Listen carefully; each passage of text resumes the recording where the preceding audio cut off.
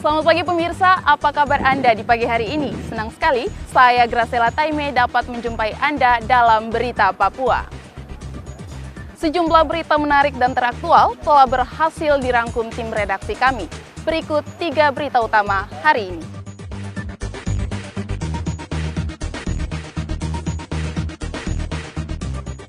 Jebol pintu belakang 6 tahanan positif COVID-19 kabur.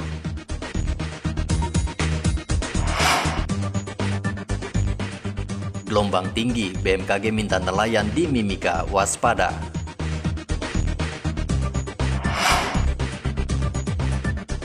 Dinyatakan bebas COVID-19, sekolah di 11 kecamatan akan dibuka kembali.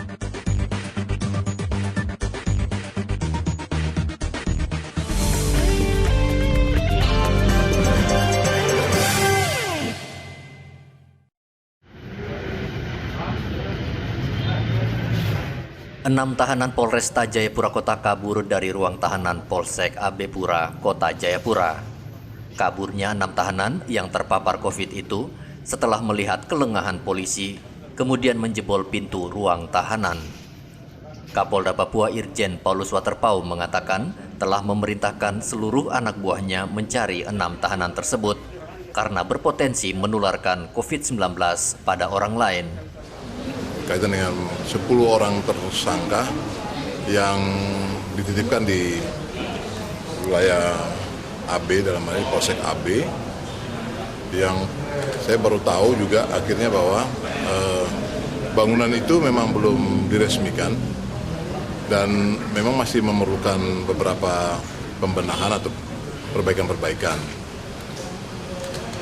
Itu yang pertama. Yang kedua, suruh anggota yang jaga tahanan itu agar mencari, ikut membantu mencari sampai menemukan kembali para tahanan itu.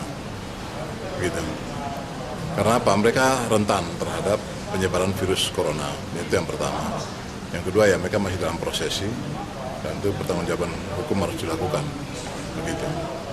Sampai dengan hari ini saya belum cek apakah sudah ada yang ditemukan atau belum. Sepertinya belum ya, itu masih juga belum ya. Jadi mereka masih mencari para pelaku, tapi pasti tidak lari kemana-mana. Paling di sekitar antara Kota Jayapura dan juga di areal Sentani, Kabupaten Kerom maupun juga di Sentani. Paulus menambahkan akan mengevaluasi standar operasional prosedur dalam melakukan penjagaan tahanan di setiap Polres yang ada di Papua, sehingga kejadian kaburnya tahanan tidak terjadi lagi. Hendra melaporkan dari Jayapura, Papua.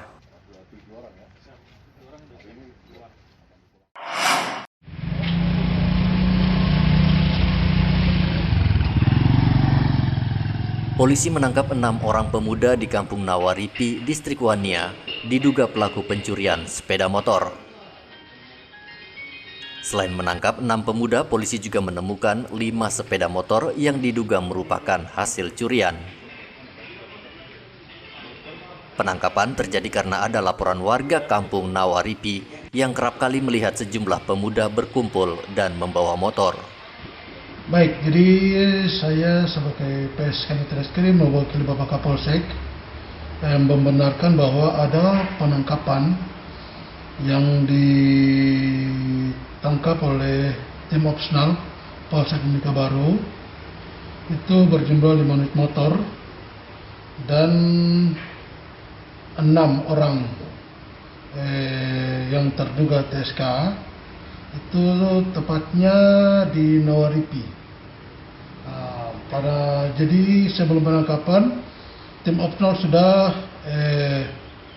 mengecek dan sudah melacak bahwa di TKP tersebut itu selalu ada perkumpulan anak-anak remaja yang selalu miras dan selalu membawa motor yang tidak jelas, dalam arti motor-motor itu didapat dengan cara merampas dan mencuri. Dan pada malam itu, tepatnya hari Minggu malam, Pak Ivan sebagai Kanit Opsional menghubungi saya. Langsung kita mendatangi TKP dan mengamankan barang-barang tersebut, yaitu 5 kendaraan bermotor dan 6 orang yang terduga TSK. Benar, jadi pada saat itu mereka ada sekitaran 11 orang, yang 5 orang itu karena pintu belakang dari rumah tersebut terbuka sehingga 5 orang itu berhasil melarikan diri. Namun 6 dari rekan-rekan mereka langsung diamankan oleh tim Ops. 6 pemuda saat ini masih diperiksa oleh penyidik Polsek Mimika Baru. Polisi juga menghimbau warga Mimika yang kehilangan motor dalam 1 bulan terakhir segera melapor ke Polres atau Polsek terdekat.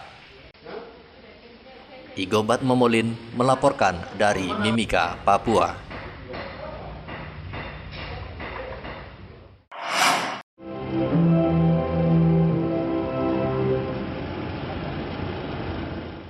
Badan Meteorologi, Klimatologi, dan Geofisika Mimika meminta nelayan waspada terjadinya gelombang tinggi di perairan Mimika. BMKG meminta nelayan selalu mempersiapkan kelengkapan keselamatan saat mencari ikan. Petugas BMKG Mimika, Sony, mengatakan gelombang tinggi mencapai 2 meter akan terjadi di perairan Mimika selama 1 bulan ke depan. Ya memang ini seperti itu, ini akan hujan tiba-tiba sebentar atau lambat, tapi memang dia akan kondisi terus, awannya akan bergerak. Kalau awannya cukup tebal dia akan hujan, kalau tidak dia akan lewat saja. Tapi yang pasti awannya akan cukup rendah, bisa dilihat bisa nanti agak berarak-arak itu. Dan bulan ini Juni Juli Agustus ini hujannya itu tidak banyak mengandung petir. Jadi ya dari hujan itu paling hanya 20% yang mengandung petir. Tapi kalau di luar hujan di bulan selain bulan ini ya kebalik, hujan lebat, kemudian banyak petir dan terjadi biasanya sore atau dini hari, pagi. Tapi kalau bulan sekarang ya jadi seperti itu. Saya ulang lagi, kalau cirinya adalah hujannya durasinya lama, kemudian intensitasnya juga bervariasi antara kadang ringan, kadang lebat, kadang sedang. Kemudian awan juga bergerak, awan terlihat lebih rendah, kemudian jarang mengandung petir. Selain nelayan, warga Mimika juga diminta waspada karena BMKG memprediksi hujan disertai angin kencang akan terjadi selama 1 bulan ke depan. Igobat Momolin melaporkan dari Mimika, Papua.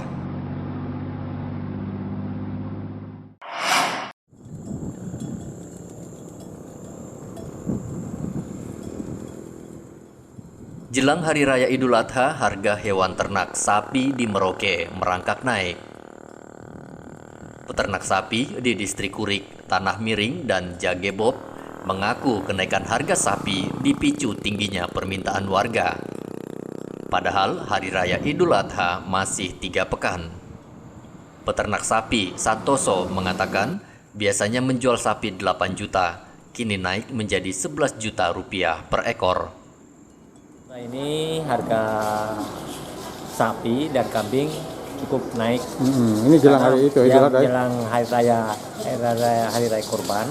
Itu sudah semua harga sapi dan kambing itu mulai meroket. Enggak seperti biasanya. Ini biasanya harga 8 juta bisa dapat, sekarang bisa menjadi 10 sampai 11. Oh gitu. Itu jadi sebab yang punya ternak itu begitu semua. Gitu ya. Ya, tapi nanti kalau sudah habis Hari Raya Idul Adha tetap akan turun kembali lagi normal lagi. Ini sudah banyak permintaan sekarang ini ya? Ya banyak sekali permintaan. Banyak ya. Semua mau kambing dengan sapi itu yang punya ternak itu sampai bingung sekarang, sapi sampai habis. Oh, gitu ya? Itu aja. Sudah jadi milik orang semua. Oh, gitu.